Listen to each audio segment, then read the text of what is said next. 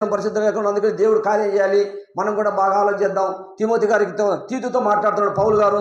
తీతుకు రాసినటువంటి పుస్తకం, తీతుకు రాసినటువంటి పత్రిక అనుకోవచ్చు, పుస్తకం అనుకోవచ్చు. 2వ అధ్యాయం 1వ వచనం. తీతుకు 2వ అధ్యాయం 1వ వచనం. నీవు హితబోధకులకు అనుకూలమైన ఏ బోధ బోధించాలి ఇప్పుడు? అమ్మా, హితబోధకు అనుకూలమైన సంగతులు బోధించము. ఏంటమ్మా హితబోధ? ఏంటి హితబోధ? ఏముంది అందులో? ఏం దాగి ఉంది? తీతుతో పౌలు గారు చెబుతున్నారు ఈ మాట. అపోస్తులైన పౌలు గారు తీతుకు రాస్తున్నాడు ఈ పుస్తకం. తీతు తమ్ముడా, సహోదరుడా, జాగ్రత్త నాయనా. అందుకని లేఖనము ఏ విధంగా ఉందో ఆ విధంగానే మాట్లాడుకోవాలి. మనుషులను పొగిడేవాడు ఏమవుతాడు? మనుషులను పొగిడినవాడు ఏమవుతాడు? పడిపోతాడు. దేవుని పొగిడితే పడిపోయాడు. అందుకని పౌలు గారు తీతుతో మాట్లాడేవాడు. చదవండి, గట్టిగా చదవండి. ఏలైనగా వృద్ధులు మితానుభవం గల వారును, మాన్యులను, స్వస్థత బుద్ధి గలవారును, విశ్వాస ప్రేమ సహనములయందు లోపము లేని వారిని ఉండవలనని, అలాగనే వృద్ధ స్త్రీలు కొండె కత్తెలను మిగులు మద్యపానసక్తులై ఉండక ప్రవర్తన యందు భయభక్తులు గల వారై ఉండవలని దేవుని వాక్యము దూషింపబడుకున్నట్టు యవన స్త్రీలు తమ భర్తలకు లోబడి ఉండి, తమ భర్తలను, శిశువులను ప్రేమించువారును, స్వస్థబుద్ధి గలవారును, పవిత్రులను, ఇంట ఉండి పని చేసుకున్న వారును మంచివారిని ఉండవలనని బుద్ధి చెప్పచ్చు. మంచి ఉపదేశము చేయువారిని ఉండవలనని ఎలా బోధించాలి?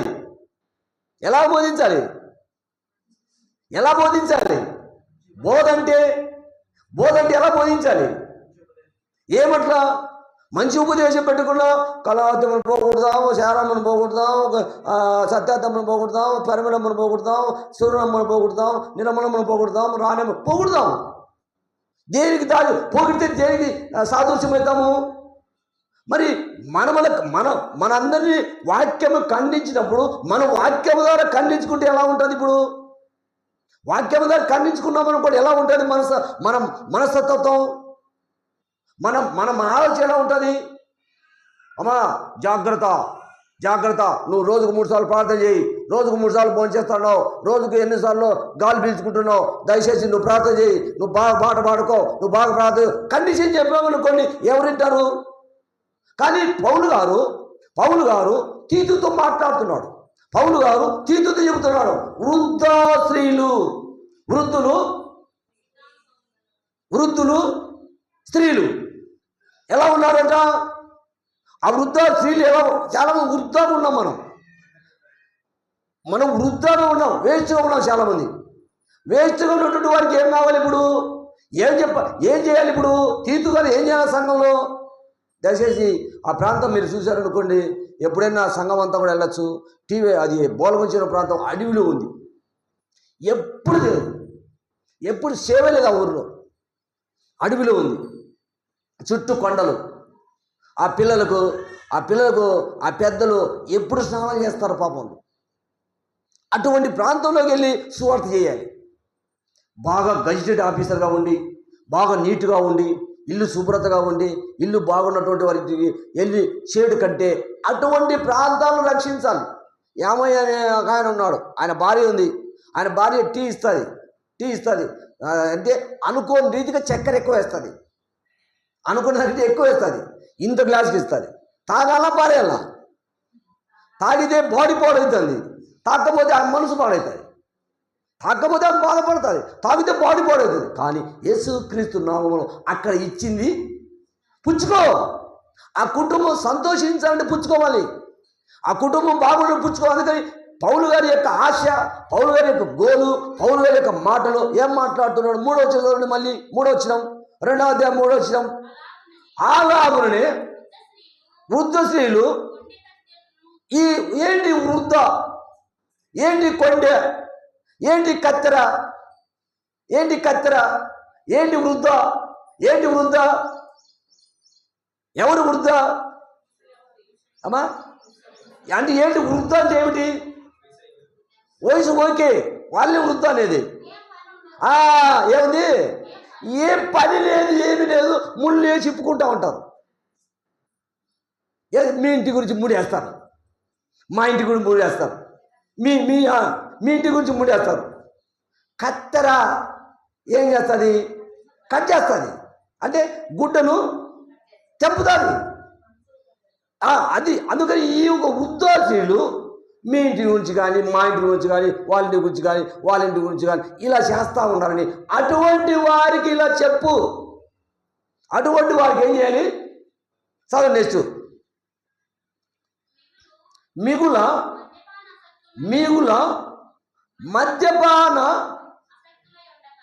మద్యానికి ఆసక్తి ఉండక ఎలా ఉండాలి? మరి దయచేసి వారిది కాదు, వీరిది కాదు, ఇంకొకరు కాదు.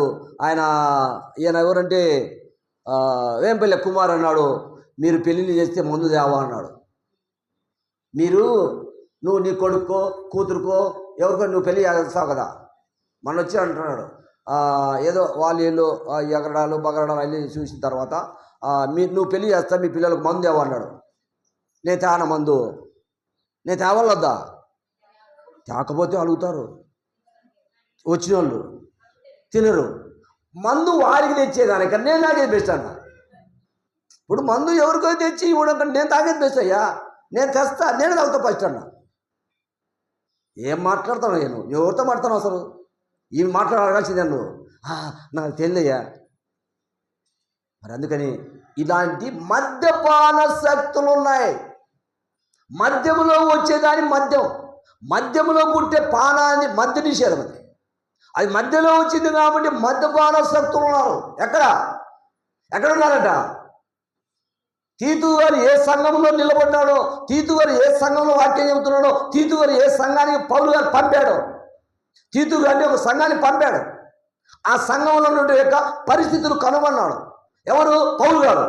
తీతు సహోదరుడా ఆ సంఘంలో ఇలా చెప్పు, తీతు సహోదరుడా ఆ సంఘంలో ఇలా ప్రకటించు. చూద్దాం 5 కానీ 6 కానీ చదవండి. 5వ వచనం. దేని యందు ప్రవర్తన ఉందో ఆ సంఘంలో ఉందా?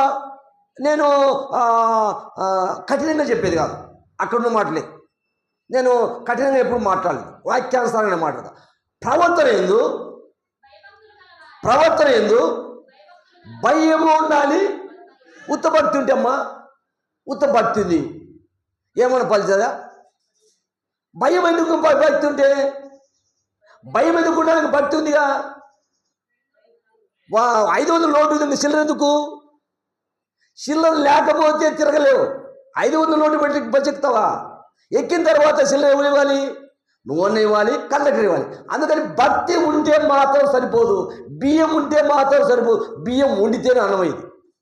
బియ్యం ఉన్నా ఇంటి నిండా 10 మూటలు, ఎవరు వండలేదు, ఎలా తినాలి? ఉత్త భక్తి ఉంది. ఎందుకు భక్తి? భక్తి ఒకటి ఏముండాలి? భయం ఉండాలి. ఏ భయం ఉండాలి? వారిలో భయం పుట్టింది. 2:40 చూడండి, అపోస్తల కార్యం అనుకుంటా. ప్రతి వారిలో ఏం జరుగుతూ ఉందో చదవండి ఆ మాట. అప్పుడు ప్రతి వారికి ఏం కలిగిందండి? ఎందుకండి భయము? ప్రభు ఉన్నాడుగా, తోడుగా, నీడగా, అండగా, ఆపుగా. అప్పుడు ప్రతి వారికి భయం కలిగను. మరియు ఏముంటే కలుగుతుంది? మహత్కార్యం చేయాలంటే, సూచక్రియ చేయాలంటే ఏముంటే జరుగుతుంది? కేవలం భక్తుడి జరుగుతుందా? కేవలం భయముడి జరుగుతుందా? భయము ఉండాలి, రెండు ఉండాలి. రెండు లేనటువంటి కుటుంబం కానీ, రెండు లేని సేవకులు కానీ, రెండు లేని సేవకురాలు కానీ, రెండు లేని విశ్వాసి కానీ, విశ్వాసాలు కానీ. చదవండి గట్టిగా. ఏం చేస్తారు వీళ్ళు? అనేక మహత్కార్యములను, సూచక్రియలను అపోస్తుల ద్వారా జరిగను. విశ్వసించిన వారందరూ, విశ్వాసం ఉంచిన వారు. విశ్వసించిన వారంటే విశ్వాసం ఉంచిన వారు. ఎవరు విశ్వాసం ఉంచారు? ప్రభువైన యేసు క్రీస్తునందు విశ్వాసం ఉంచిన వారు, ప్రభువైన యేసు క్రీస్తునందు విశ్వాసం ఉంచిన వారు. అందుకని భయం ఉండాలి, భక్తి ఉండాలి. భయం సరిపోతుందా? భయం ఉంటే ఎన్ని గంటలకు లేస్తాం? భయం ఉంటే ఎన్ని గంటలకు లేస్తాం? భయం ఉంటే నిజమైన వారికి నిద్ర కూడా పట్టదు. మరి మనం ఏమనుకుంటామంటే, రాత్రంతా మేలుకున్నాం కదా, 8 వరకు పడుకుందాంలేండి, 7 వరకు పడుకున్నాం. కానీ భయపడే స్త్రీ కానీ పురుషుడు కానీ అల్లి మార్నింగ్ అంటే 6 కన్నా చేయాలి, 6 కన్నా లేయాలి. 6కు లేదు, 7కు లేదు, 8కి లేదు. ఏం భయం ఉంది ఇప్పుడు? ఏం చేయాలి? 6కు లేచి నీ మనసులో ధ్యానం చేయాలి. నీ మనసులో ఏం పుట్టాలి? నీ మనసులో ఏం పుట్టాలి? డబ్బుకి ఏమైనా ఏడ్చేవాడున్నాడా? ఏడుపు గురించి ఒక రాత రాసిచ్చాం. ఏడుపు గురించి ఒక రాత, ఇదో ఏడ్స్, ఇది చదివి ఏడ్స్, ఇది చదివి ఏడ్స్ అంటే ఎవరు ఏడుస్తారా? అందుకని ప్రార్థన అనేది నీ లోపల నుంచి రావాలి. ఆయన బైబిల్ మిషన్ అని చెప్పాడు. బైబిల్ మిషన్ రెడ్డే కూతురు వివాహానికి వెళ్ళాం. రెడ్డే కూతురు వివాహానికి వెళ్ళిన తర్వాత నేను ఒకటి రాసిచ్చాను, ఒక పేపర్. ఏం రాశానంటే, మేము 12 మంది పాస్టర్లు ఉన్నాము, మా అందరికీ ప్రార్థనకు అవకాశం కావాలి. అవకాశం కూడా ఇచ్చాం. మరి ప్రార్థనకు అవకాశం ఇచ్చిన పేరు రాసిచ్చాం. ఫస్ట్ నా పేరు పోయింది. నా పేరు పోయిన తర్వాత శ్రీ దేవన్న గారు వచ్చి ప్రార్థన చేస్తారు. ప్రార్థన ఎలా చేయాలి? ప్రార్థన చదవడం, ఆయన ఏది రాశాడో అదే చదవాలి. ఆయన ఒక పుస్తకం ఇచ్చారు రాసి, ఇదే చదవాలి, ఇదే ప్రార్థన. ఎలా చేస్తామండి? ఇది ప్రార్థనేనా? ప్రార్థన ఎక్కడి నుంచి రావాలి? ఏడుపు ఎక్కడి నుంచి రావాలి? ఏడుపు ఎక్కడి నుంచి రావాలి? లోపల నుంచి రావాలి. ప్రార్థన లోపల నుంచి చేయాలి. ఆయన ఏది రాసించాడో అదే చదవాలి. నువ్వు ప్రార్థన ఏరుగా చేస్తే ఈ జనాలంతా నీకేం చేపడతారేమో, నువ్వు ప్రార్థన ఏరుగా చేస్తే ఈ జనాలంతా నీ ప్రార్థన ఒప్పుకుంటారేమో, నువ్వు ప్రార్థన చేస్తే ఈ జనాలంతా బాగా చేసి అంటారేమో. ఆయన ఏది ఇస్తే అదే చదవాలి. ఏమి పాచనండి, ఏమి సేవండి ఇది? ఇది ప్రభునామని హెచ్చిస్తున్నారా, కనిపిస్తున్నారా? అందుకని రకరక మత పిచ్చి, రకరకములు రకరకాల రాతలు చూద్దాం సార్. నిజమండి. ఆలోచన అటువలనే అంటే ఆరోగ్యం బుద్ధ్యా అమ్మా? అంటే ఆరోగ్యంగా ఉంటేనా? ఆరోగ్యానికి బుద్ధికి ఏం లేదు. అనారోగ్యం ఉన్నా కూడా ఏ బుద్ధి ఉంది ఇప్పుడు? మంచి బుద్ధి ఉంది. అనారోగ్యం వాని దగ్గర ఎట్లా వస్తుంది మంచి బుద్ధి? వాని దగ్గర కంపు, వాని దగ్గర గబ్బే, వాని దగ్గర వాసనే. అటువంటి వారితో మాట్లాడగలటువంటి మహనీయులు ఉన్నారా? స్వస్థ బుద్ధి, ఆరోగ్యంగా వచ్చే బుద్ధేనా, లేదంటే మనసులో నుండి వచ్చే బుద్ధేనా? ఆ మోడీ గారు మంచి ఫుడ్ తింటారు, మోడీ గారు మంచి డ్రెస్ వేస్తారు, మంచి బుద్ధేనా? ఆయన మంచి డ్రెస్ వేస్తున్నాడు, మంచి ఫుడ్ తింటాడు, విలువగా ఉన్నాడు. అటువంటిది కాదు. ఎలా ఉండాలి బుద్ధి? చదవండి నెక్స్ట్. అటువలనే స్వస్థత బుద్ధి గలవారై ఉండవలనని. ఎవరికి జాగ్రత్త? ఎవరెవరున్నప్పుడు ఎవరొస్తారు? మనకు తెలిసినంతలో మీకు తెలిసినంతలో ఎవరొస్తారు? ఎవరు ఉన్నారు అమ్మా? అంపాయిల గురించి లోకేష్ 1, భరత్ 2, ఉదయ్ 3, 4. మీ భర్త ఎవరొస్తుడే? ప్రవీణ్ 5, ఆమె కుమారమ్మ కొడుకు, ఆయన ఎవరొస్తులేగా కాదా అమ్మా? 6, 7. యవనస్తులకు ఇస్తున్న సబ్జెక్ట్ ఇది. అందుకని యవనస్తులకు ఒక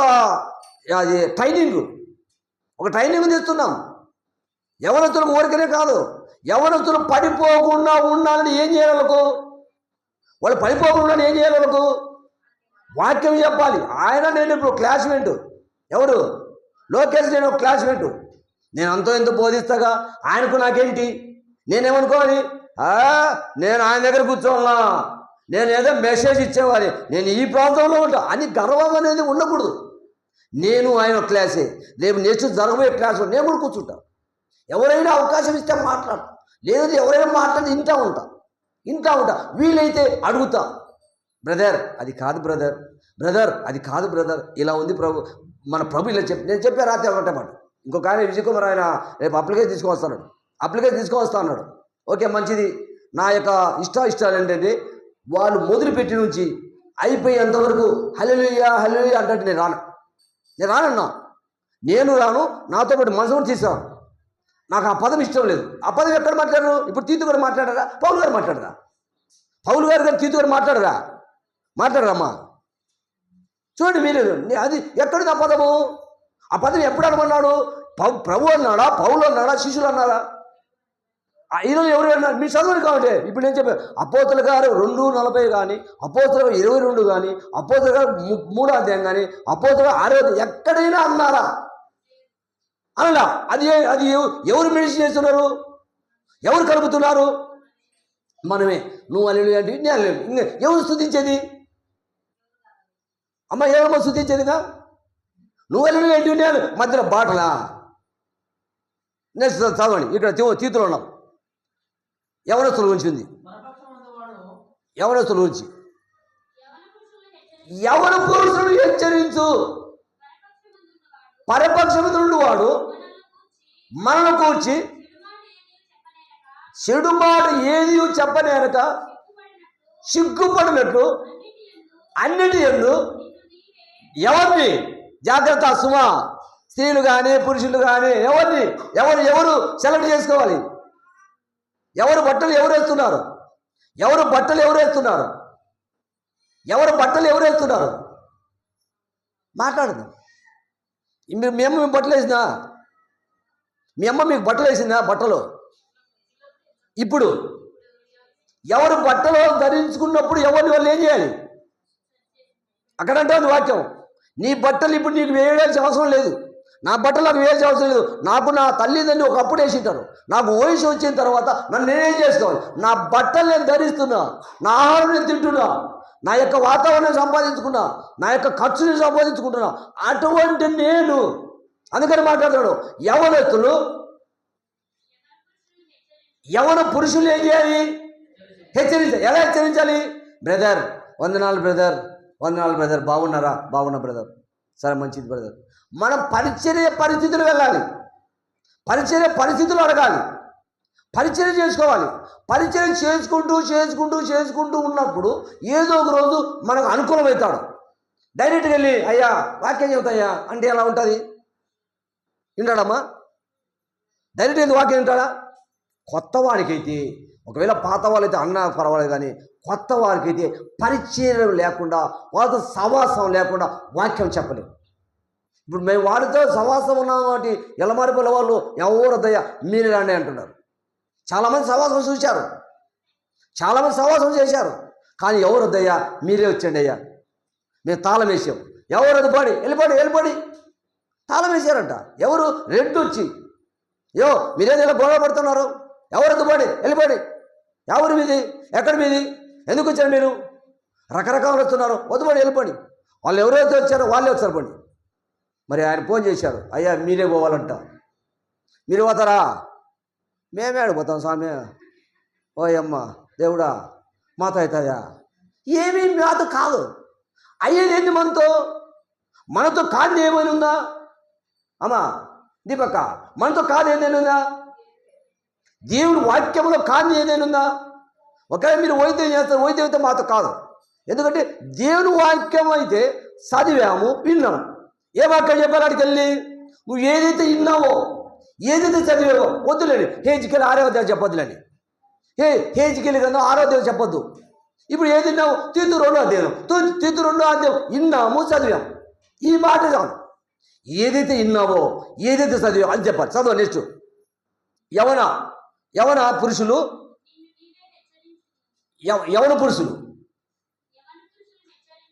యవన పురుషులు హెచ్చరించము. ఎక్కడున్నాడు? ఎక్కడ ఈ పరపక్షం? ఈ పరపక్షం ఎక్కడ శారక్క? ఈ పరపక్షం ఎక్కడ? వాస్తవే, పైన వాడే పరపక్షమును, పైన వాడే భూమి మీద ఉన్నవాడు, పరపక్షమందు ఉన్నవాడు, పరలోకము ఉన్నవాడు, ప్రభువు తండ్రి కుమార పరిశుద్ధాత్మ ఉన్నవారు ఏమంటారంట? పరపక్షమును ఉన్నవాడు ఏమంటాడంట? మనను గూర్చి చెడు మాట ఏది చెప్పనేలా. ఎవరు సిగ్గుపడేది? యేసుక్రీస్తు ప్రభువు సిగ్గుపడతాడు, తండ్రి కుమార పరిశుద్ధ సిగ్గుపడు. అందుకని మనను గూర్చి పరపక్షమును ఉన్నవాడు సిగ్గుపడలేదా? ఎవరు సిగ్గుపరిచేది? మరి నేను ఏదైనా శరీరాన్ని కార్యం చేశామనుకోండి, ఎవరెవరు సిగ్గుపడతారు? మొదటి పాయింట్, భూమి మీద ఉన్న మనం, మా కుటుంబం.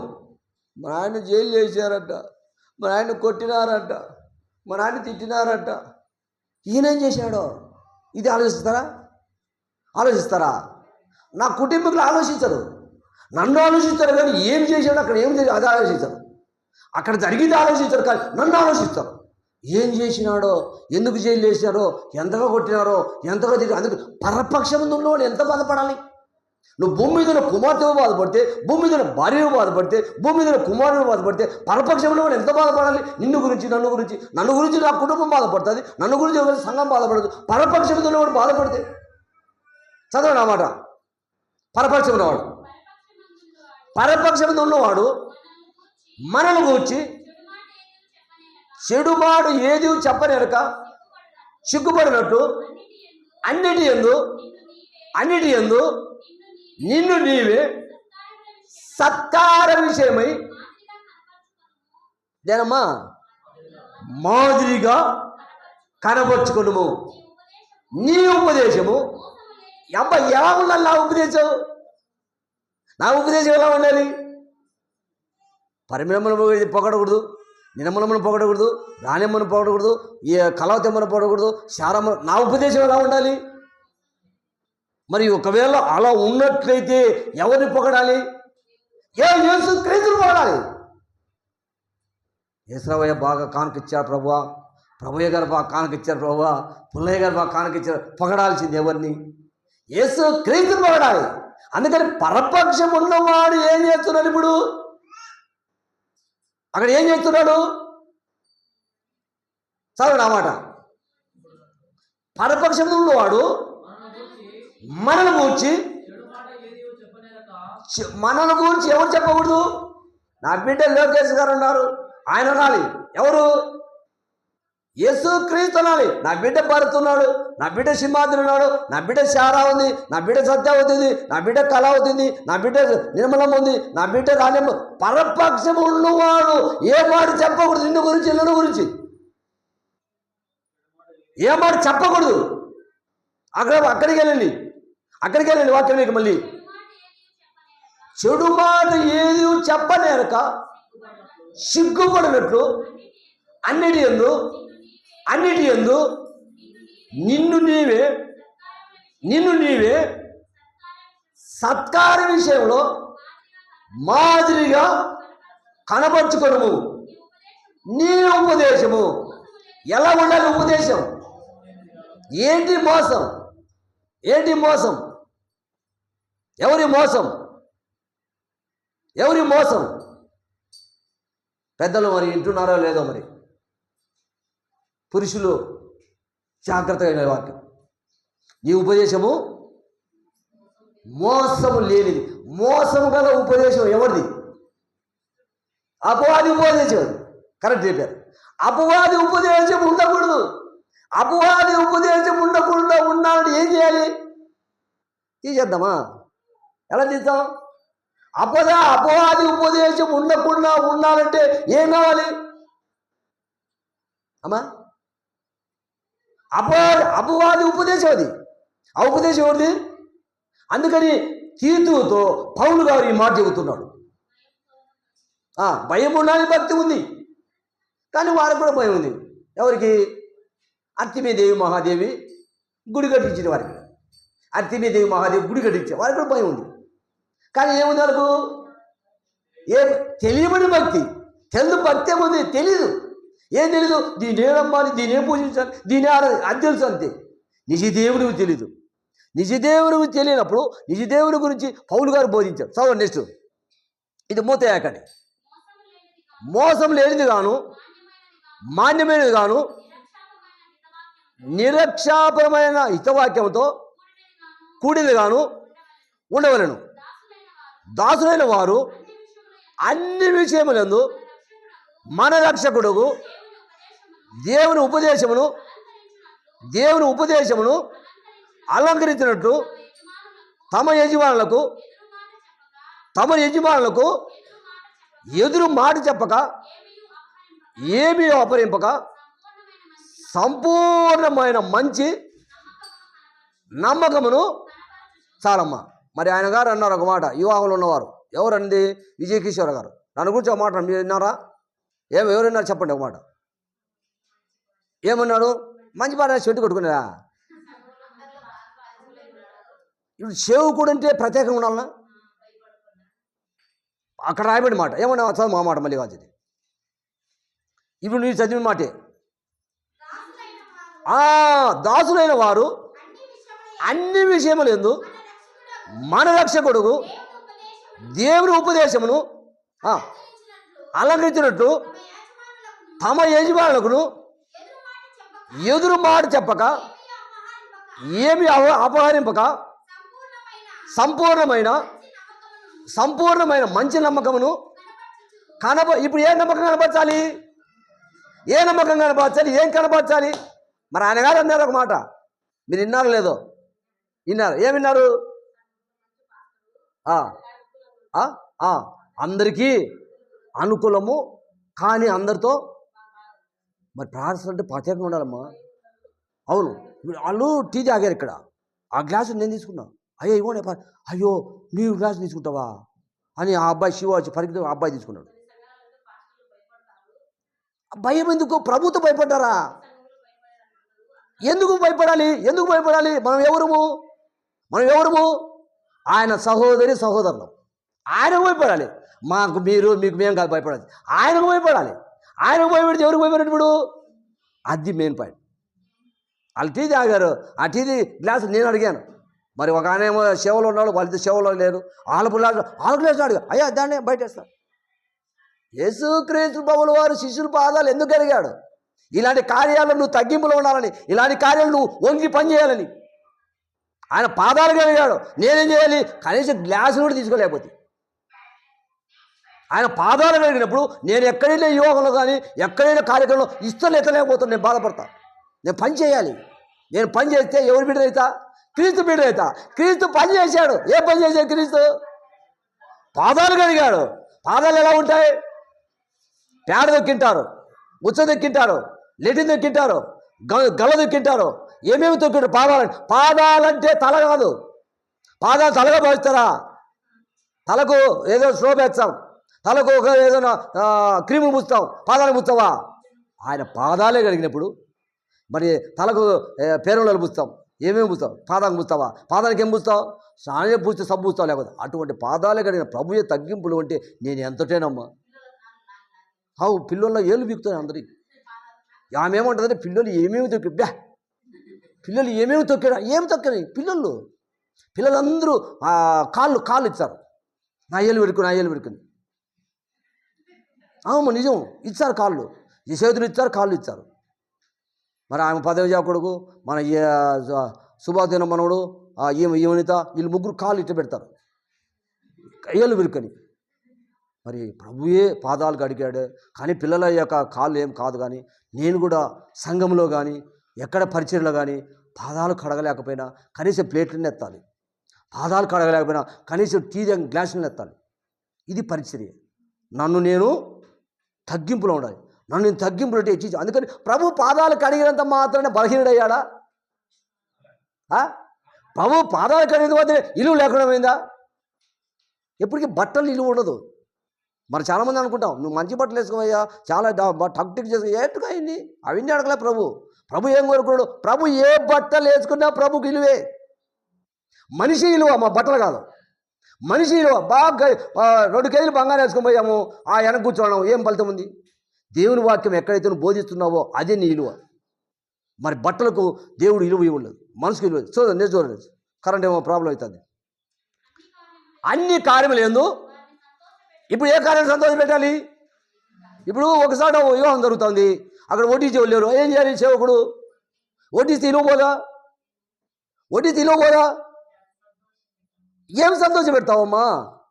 ఇప్పుడు అన్ని కార్యములు ఏందో నలుగు జరుగుతూ ఉంది, దినకార్యం జరుగుతుంది, ఆడ వడ్డించే వాళ్ళు లేరు, సమయానికి నీళ్ళు లేకుతారు, సమయానికి భోజనం. అప్పుడే సేవకుడు ఉన్నాడా? సేవకుడు వడ్డిస్తే సేవకుడు ఏమవుతాడు?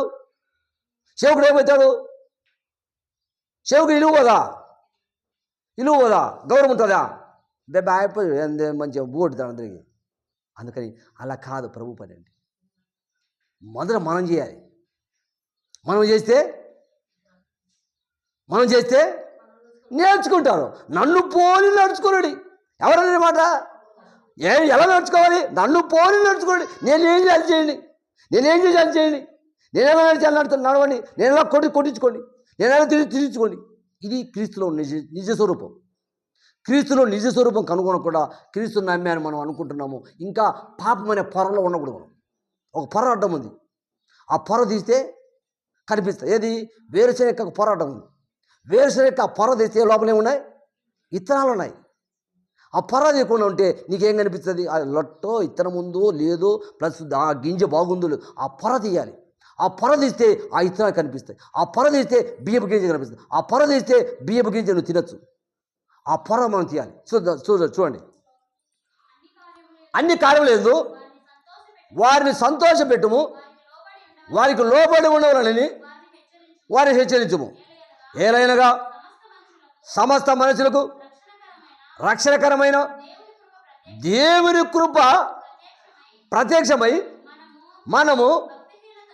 మనము భక్తిహీనతను ఇహలోక సంబంధమైన దురాశను విసర్జించి శుభప్రదమైన నిరీక్షణ నిమిత్తము అనగా మహాదేవుడును మన రక్షకుడైన యేసుక్రీస్తు మహిమ యొక్క ప్రత్యక్షత కొరకు ఎదురు చూచు ఈ లోకంలో స్వసబుద్ధితోనూ నీతితోనూ భక్తితోనూ బ్రతుకుతుండవలని మనకు బోధించుతున్నది. ఆయన సమస్తమైన దుర్నీతి నుండి మనల్ని విమోచించి సక్రియలను ఆసక్తి గల వారై ప్రజలను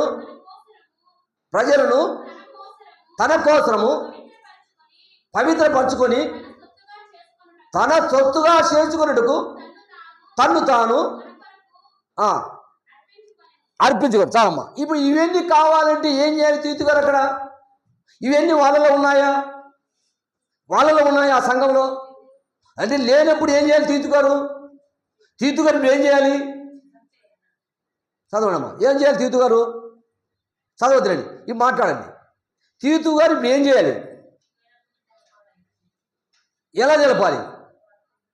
అలా అక్కడ ఏమైతే చెప్పాడో రోమా 3 చూడండి. రోమా 3:1 వచ్చిన రోమీయులకు రాసినటువంటి యొక్క పుస్తకం 3వ అధ్యాయము అక్కడ వచ్చిన దాని మొదటి నుండి కూడా అనొచ్చు.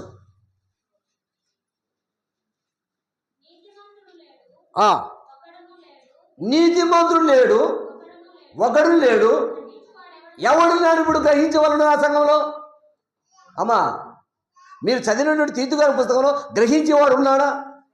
లేని పక్షాన్ని ఏం చేశాడు పౌలు గారు? తీతును పంపాడు. లేని పక్షాల తీతు గారికి ఇవన్నీ అప్పగించాడు. తీతు గారికి ఇవన్నీ మాట్లాడు. తీతు, తమ్ముడా, సహోదరుడా, కుమారుడా, ఇలా చెప్పు. 18వ అధ్యాయం 1 చూడండి. అదే రోమానే 18వ అధ్యాయం 1 వచ్చిన రోమా పుస్తకం. ప్రతివాడును పై అధికారులకు లోబడి ఉండవలను. లేనగా దేవుని వలన కలిగింది తప్ప మరి ఏ అధికారమును లేదు. ఉన్న అధికారము దేవుని వలనే నియమింపబడి ఉన్నదని.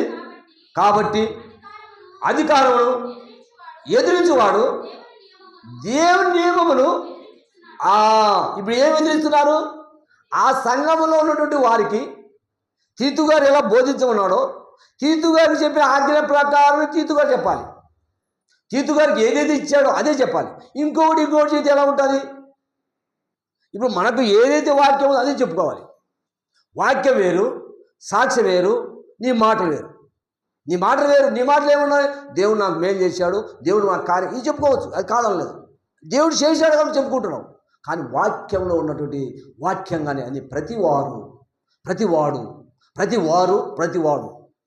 ఎవరికి లోబడి ఉండాలి? ఎవరి పై అధికారి? కొలసి 3వ అధ్యాయం 1 వచ్చినాం. ఎవరి పై అధికారి? కొలసీలు రాసిన పుస్తకం 3వ అధ్యాయం 1 వచ్చినాం. కొలసి 3:1 మీరు క్రీస్తుతో కూడా లేపబడిన వారు అయితే పైన వాటిని లేదు. చాలా ఇప్పుడు లేపబడిన వారం అయితే లేపబడకపోతే ఏం చేయాలి? లేపబడలేదు అంటే బాప్తిజం తీసుకోలేదు. బాప్తిజం తీసుకున్నట్లయితే ఎలా ఉండమంటున్నాడు? అది కూడా పౌలు గారు చెప్పింది. చదవండి ఆ మాట, ఆ కొలసిలోని. మీరు క్రీస్తుతో కూడా లేపబడిన వారైతే పైన వాటిని వెతుకుడి. అక్కడ క్రీస్తు దేవుని కుడిపార్శ్వమున కూర్చొని ఉన్నాడు. పైన వాటి మీదనే కానీ భూ సంబంధమైన వాటి మీద మనసు పెట్టకుడి. చాలండి. మరి భూ సంబంధమైన వాటి మీద మనసు పెట్టద్దంటే ఆహారం కావాలా, వస్త్రాలు కావాలా, ఆభరణాలు కావాలా, ఇల్లు కావాలా, తిండి తీతలు కావాలా, ఉద్యోగాలు కావాలా, వివాహాలు ఇవద్దా? ఇంకా భూ సంబంధమైన వాటి ఏమున్నాయి? భూమి మీద వేగం ఉండేది ఇంకేమైనా ఉన్నాయా? బంగారం కావాలి, వెండి కావాలి. మనము క్రీస్తు లేపడేవారం అయితే ఇవి సహజమే కదా. ఆయన పౌలు ఏం చెప్పాడు? అక్కడ పౌలు ఏం చెప్పాడు? పైన బంగారం ఉందా? దేవుడు ఉంటే అన్నీ ఉంటాయా? యోహాను 14:6 ఎలా ఉండాలో ఏం చెప్పాడు అక్కడ? యోహాను సువార్త 14:6 వచ్చిన. యోహాను 14:6 యేసు ఇప్పుడు పైన వాటి ఏంటి? నేనే మార్గం, సత్యమును, జీవమును. ఆయన ద్వారా తప్ప నువ్వు భూమి మీద ఏమి సంపాదించుకొని ఏం లాభం లేదు, ఏం ఫలితం లేదు. భూమి మీద ఉన్న వాటి వేరు, పైన వాటి వేరు. భూమి మీద ఉన్నామంటే లోకానుసారం ఆహారం కావచ్చు, లోకానుసారం బట్టలు కావచ్చు, లోకానుసారం బంగారు కావచ్చు, లోకానుసారం ఉద్యోగం కావచ్చు, లోకానుసారం ఇల్లు కావచ్చు, అవి ఓకే కాదన్నాడు.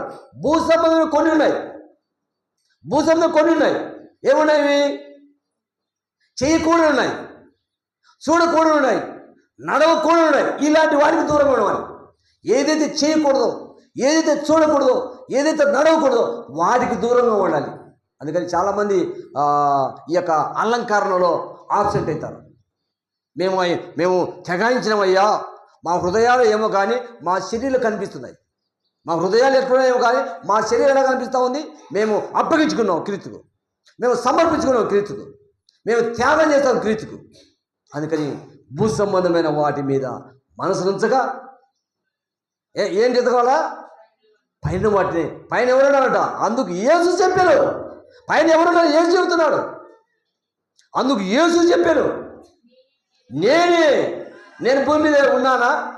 యేసు భూమి మీద ఉన్నాడా? లేడా? ఉన్నాడు. ఎక్కడున్నాడా? సర్వ భూమి అయింది, సర్వ పరమ అయింది, పరమ ఆకాశం అయింది, పరమ భూమి అయింది. భూమి మీద ఉన్నాడు, అక్కడ ఉన్నాడు. అందుకు యేసు చెప్పారు, నేనే. ఇంకొకటి ఎంత కలిసి అక్కర్లేదు. చదవండి 7వ చదవండి. తీతు 2వ అధ్యాయం 7వ వచనం. తీతు రాసినటువంటి యొక్క తొందరగా ముగించకూడదు అని. పరపక్షం నుండి వాడు మనల్ని గూర్చి చెడు మాట ఏది చెప్పనేలాక సిగ్గుపడినట్టు నిన్ను నీవే సత్కార విషయములై మాదిరిగా కనపరుచుకును. నీ ఉపదేశము అమ్మా ఊహక్క శారక్క మీరు ఏమి ఉపదేశిస్తున్నారు? దయచేసి గోపడకండి, బాధపడకండి, భయపడకండి. మనం నేర్చుకోవాల్సింది. ఇప్పుడు ఎంతమంది నేర్చుకుంటున్నారు ఇక్కడ? అందరూ నేర్చుకునే వాళ్ళు కదా, అందరూ నేర్చుకునే వాళ్ళు కదా. నేను నేర్చుకునేవాని, నేను నేర్చుకున్నా కాబట్టి నేర్పియాల. నేర్చుకున్నా కాబట్టి నేర్పియాల్సిన బాధ్యత భారము తీతు గారికి ఇచ్చాడు. తీతు గారు చెప్పాడు. అందుకే నీ ఉపదేశము ఎలా ఉండాలి? ఎలా ఉంటుంది? నా ఉపదేశం ఎలా ఉండాలి? అక్కడ రాయబడ్డాడు, చదవండి అన్నమాట. మోసం లేనిది గాను, మాన్యమైనది గాను,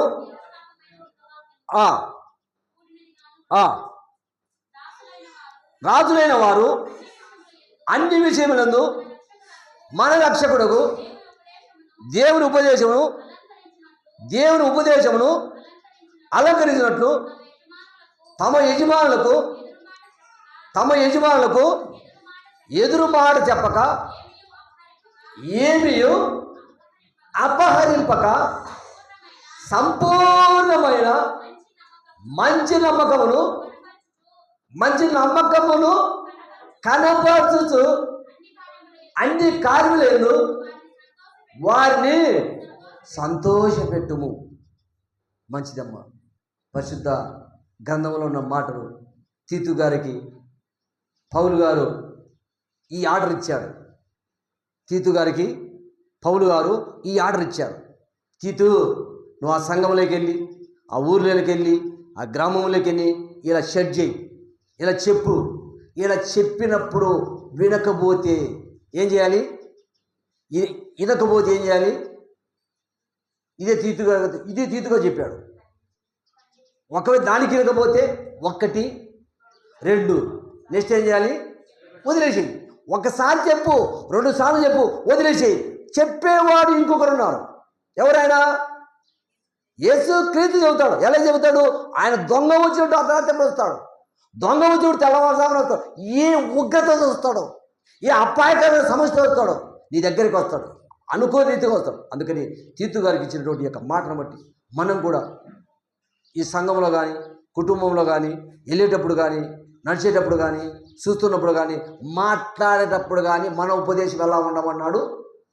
మన ఉపదేశం అక్కడ అన్నాడు, మన ఉపదేశం ఎలా ఉండమన్నాడు? మోసం లేనిది గాను, మాన్యమైనది గాను,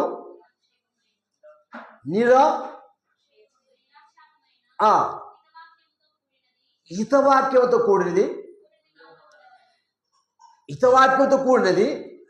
ఉండవలను. మన బోధ నువ్వు కానీ నేను కానీ మీరు ఎవరితోనో మాట్లాడుతూ ఉంటారు. ఎవరితోనో ఇప్పుడు ఆయన ప్రబన్న గారి గురించి మనం ఆలోచించామనుకోండి. ఆయన బాగా పేకాట ఆడేవాడు, బాగా పేకాట, మటక రాసేవాడు, మందు తాగేవాడు, బీడీలు తాగేవాడు. ఇప్పుడు ఏమంటారు జనం? ఎలా మారినాడు? డాక్టర్ మంచి ఇంజెక్షన్ వేసాడా? అలా ఉండాలి. ఇప్పుడు ఆయన ఉపదేశం ఎలా ఉంటుంది? ఆయన ఉపదేశం ఇప్పుడు ముందులాగా లేదు. ఇప్పుడు ఎక్కడైనా చెప్పినా కూడా ఇప్పుడు లేవు బాయ్పక అలవాట్లు. నువ్వు కానీ నేను కానీ అంటే 33:11 ఏజ్కి 33:11 అది ఏజ్కీలు గ్రంథం 33:11 ఏజ్కీలు గ్రంథం. ఎవరితో చెప్పాలి? ఇప్పుడు చెప్తే ఏమవుతుంది? బాధపడతారు. చెప్పబోతే ఎవరు బాధపడతారు? దేవుడు బాధపడతాడు. చెబితే జనాలు బాధపడతారు, చెప్పకపోతే దేవుడు బాధపడతాడు. చెప్పాల్సిన బాధ్యత భారం నీ మీద ఉంది. ఆత్మల లెక్క అప్పచెప్పాలి. ఎవరు అప్పచెప్పాలి?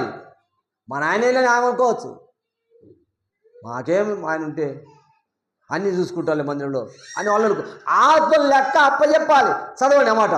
కాగా వారితో ఇట్లము నా జీవము తోడు దుర్మార్గుడు మరణం నొందుట వలన నాకు సంతోషం లేదు. దుర్మార్గుడు తన దుర్మార్గత నుండి మరలి బ్రతుకుట వలన నాకు సంతోషం కలుగును. కాబట్టి ఇశ్రాయేలులారా మనసు తిప్పుకొనుడి, మీ దుర్మార్గతను నుండి మరలి మనసు తిప్పుకొనుడి. మీరు ఎందుకు మరణిస్తున్నారు? ఇదే ప్రభువు యెహోవా వాక్యం. మరియు నరపుత్రుడా, నీవు ఈ జనులకు ఈ మాట చెబితే ఎవరు వింటారు? ప్రభువా ఏం చెప్పాలి? ఏ మాట చెప్పాలి? దేవుడు మిమ్మల్ని దీవించుడుగాక, దేవుడు మిమ్మల్ని ఆశీర్వదించుడుగాక, మీ ఆస్తిపాత్రలు పెంచుడుగాక, మీ ఆరోగ్యాలు పెంచుడుగాక, మీ బంగారు పెరుగుడుగాక, మీ ఎండి పెరుగుడుగాక, మీ బిడ్డలకు ఉద్యోగాలు వచ్చుడుగాక, మీ బిడ్డలకు వివాహాలు, ఇది పెంచాలి. ఈ మాటలు చెప్తే జనాలు ఏమంటారు? సంతోషపడతారు. మా కుటుంబాన్ని ఇచ్చించాడు, మా కుటుంబాన్ని ఆశీర్వించాడు, మా కుటుంబానికి కొంచెం ఏదో ఇచ్చినాడు, అది చెప్పచ్చు. కానీ మెయిన్ క్వశ్చన్ చెప్పదు.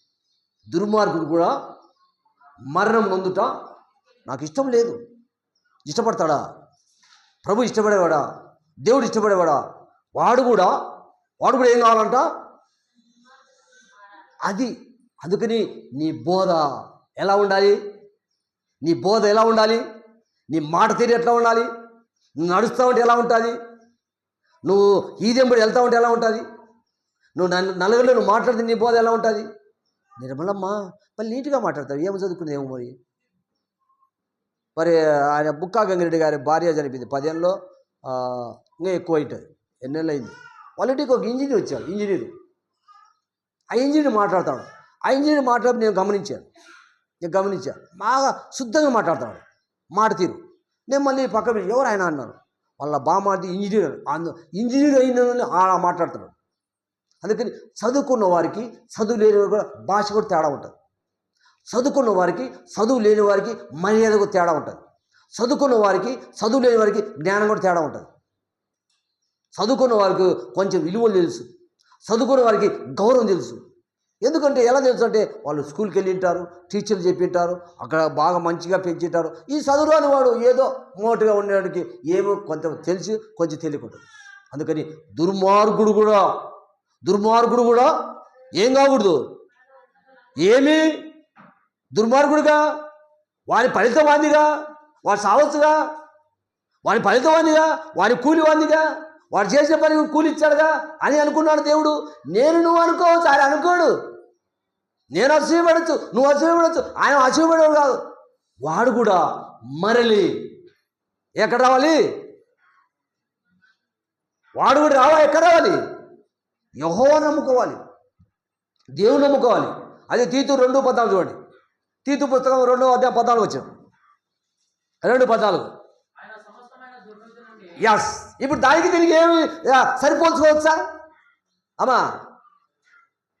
కలాతమ్మా తీరేదంగా ఇప్పుడు దానికి తిరిగి అంటే సరిపోల్చుకోవచ్చు. పరిమళమ్మ ఆయన చదివి వాటిని పోల్చుకోవచ్చా? అందుకని మ్యాచింగ్ కావాలి. దేంటికి? మనకు మ్యాచింగ్ ఏంటి కావాలి? బట్టలు కావాలి మ్యాచింగ్. ఈ చీరకు ఈ జాకెట్ మ్యాచింగ్ కావాలి, ఈ ప్యాంటుకి షర్ట్ మ్యాచింగ్. బట్టలు మ్యాచింగ్ ఓకే, వాక్యం మ్యాచింగ్ చూసుకోవాలి. బట్టల మ్యాచింగ్ కోరుకుంటున్నాము, తిండి మ్యాచింగ్ కోరుకుంటున్నాము, ఇంటికి రంగు మ్యాచింగ్ కోరుకుంటున్నాము, ప్రయాణానికి మ్యాచింగ్ కోరుకుంటున్నాము. యేసు క్రీస్తు వాక్యానికి మ్యాచింగ్ కావాలి. ఇప్పుడు ఏమన్నాడు? సమస్త చదవండి అన్నమాట. ఆయన సమస్తమైన దుర్నీతి నుండి మనలను విమోచించి సత్క్రియలందు ఆసక్తి గల ప్రజలను తన కోసం పవిత్రపరచుకొని తన సొత్తుగా చేసుకొనుటకు తను తానే మన కొరకు అర్పించుకోడు. అమ్మ ఒకటి ఉదాహరణగా మాట చెప్తాను.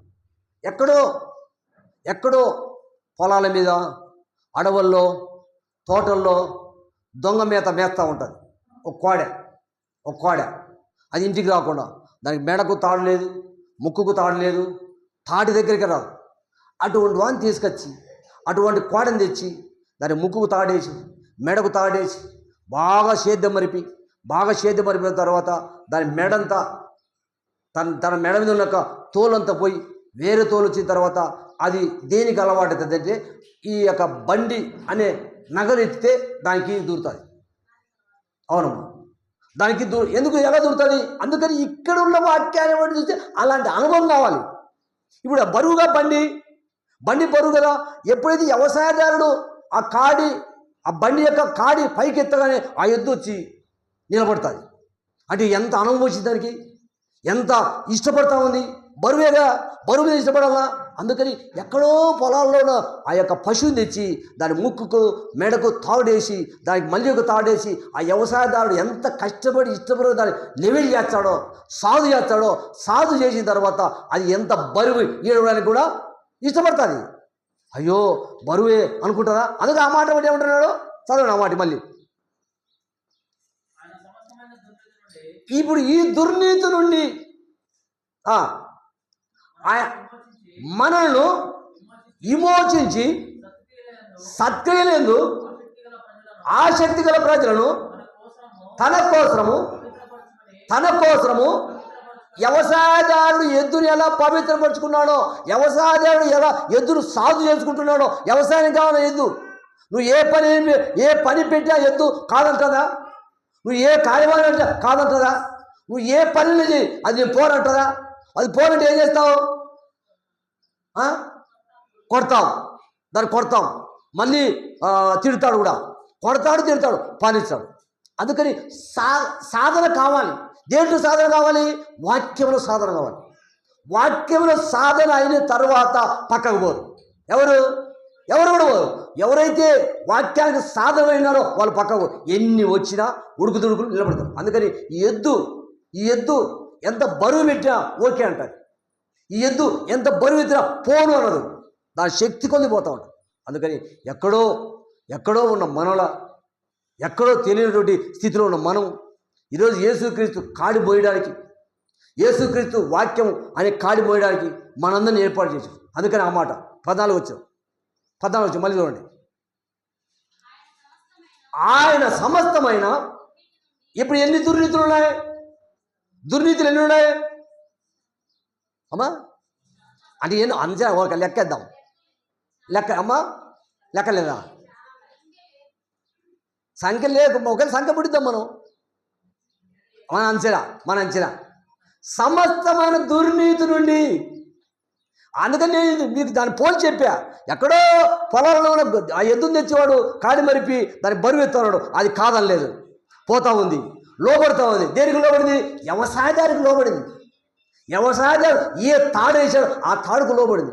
ఏ తాడు వేసాడు ఆ తాడుకు భయపడుతుంది. దాని ముక్కుకున్న మగతాడు, ఆ మగతాడుకున్న తాడు కొట్టుకుంటే ఎద్దు నిలబడి. నీకు నాకు వాక్యం తాడు, నీకు నాకు ముక్కుకు వాక్యం. ఈ ముక్కుకున్న తాడు ఎలా భయపడుతుంది ఎద్దు, అలాగే నీకు నాకు వాక్యం. సమస్తమైన దుర్నీతి నుండి నెక్స్ట్ మనల్ని విమోచించి సత్యల ఆసక్తి అందు ప్రజలను తన కోసము పవిత్రపరుచుకొని తన సొత్తుగా చేసుకొనును. తన్ను తానే మన కొరకు అర్పించుకొనును. వీటిని గురించి బోధించుతూ హెచ్చరించుతూ సంపూర్ణ అధికారముతో దుర్బోధను ఖండించుతూ ఉండుము. నిన్ను ఏం చేయాలి నువ్వు? ఏంటి తృణీకరించడం? ఏంటి తృణీకారం అంటే ఏంటి? తృణీకారం అమ్మా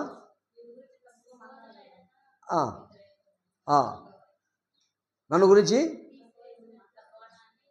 తక్కువ ఎక్కువ వ్యతిరేకత అది కాదు. నన్ను ఎవడైనా కూడా తొట్టిలింపు చేయకూడదు. రారాబ్బాయి ఏముంది కానీ, తాగరబ్బాయి ఏముంది కానీ, తినరబ్బా. నన్ను ఎవడే అందుకని నిన్ను చదవండి ఆ మాట మళ్ళీ మీకు బాగా అర్థమవుతుంది. నిన్ను ఎవరు నన్ను ధృవీకరించకూడదు. నన్ను ఎవడైనా ధృవీకరిస్తాడా? నువ్వు మనిషివి కదా, నీళ్ళు నరాల బలహీనత లేదా? నీలో శరీర బలహీనత లేదా? నీలో మైండ్ సెట్ బలహీనత లేదా? నువ్వు తిని మీద ఆశించవా? కన్ను మీద ఆశించవా? బట్ట మీద? అందుకని ఇలాంటి మాటలు వస్తాయి సహోదరుడా తీతు, నువ్వు కూడా ఎవరుతున్నావు కదా, జాగ్రత్త. పదానరప్ప ఏముంది? ఇలాంటి తురికాలు వద్దు. అలాంటి వారికి నువ్వు ఎలా ఉండాలి? దూరంగా ఉండాలి. ఇది తురీకరించడం అంటే. ఇప్పుడు వీళ్ళిద్దరు ఉన్నారు, వీళ్ళిద్దరు సినిమాలో పోయి బీరు తాగి పెద్ద కొట్టి చీడ తాగి బాగా ఏదైనా చేసి మళ్ళీ వచ్చి అందరికీ ఆయన శరీరం ఆయన రక్తం అని పంచితే ఎలా ఉంటుంది? ఇప్పుడు వాళ్ళిద్దరిని ఎవరు తురీకరించినారు?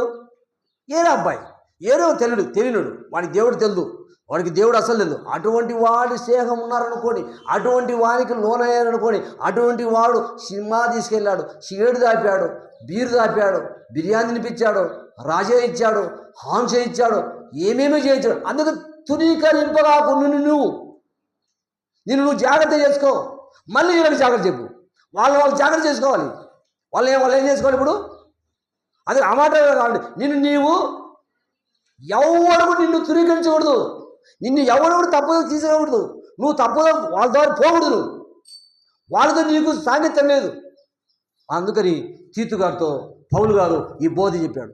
మనకు ప్రతిరోజు బోధ అవసరమే, ప్రతిరోజు వాక్యం అవసరమే, ప్రతిరోజు పాటలు అవసరమే, ప్రతిరోజు ప్రార్థన అవసరం. అన్ని విధాలు మనకు అవసరమే. అన్ని విధాలా చేస్తే దేవుని పూజ చేశాడు. చూద్దాం నెక్స్ట్ ఏమన్నాడు. అయిపోయిందా? ఓకే, మంచిది. సరే, ప్రార్థిద్దాం అయితే. సరే, ఇతమని వాక్యం కోసం ప్రార్థన చేయండి. ఇతమని వాక్యం కోసం మాత్రమే.